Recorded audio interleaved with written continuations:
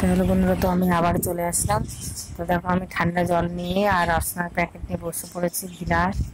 আর দেখো, জল দিয়ে এর মধ্যে চিনি দিয়ে এটাকে ভালো করে গুলে চিনিটাকে গুলিয়ে নেব। নিয়ে এবার রসনার প্যাকেটগুলো এত পরিমাণে গরম পড়েছে, তো তাই জন্য ভাবলাম দুপুরবেলা একটু ঠান্ডা কিছু খাই। তো কি খাবো, তো এটাই আমরা বানিয়ে নিলাম ঠান্ডা।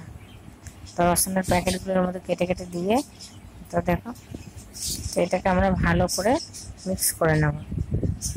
দিয়ে তারপর আমরা সামান্য, মানে যতটা জল লাগবে সেই পরিমাণে জল দিয়ে দিচ্ছি, দিয়ে দেব।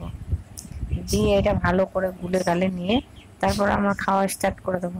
তো দেখো, আমরা গ্লাস করে নিয়ে ফাটিয়ে নিয়ে, তো আমরা সব গ্লাসে ঢালতে দেখেছো, কালারটা দারুণ এসেছে।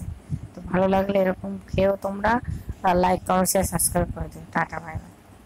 দেখো, আমার ছেলে খাচ্ছে, হ্যাঁ, ভালো লেগেছে খুব। তো ওই জন্য তার জন্য তাকে একটু বোতলেও ভরে দিয়েছে। টাটা।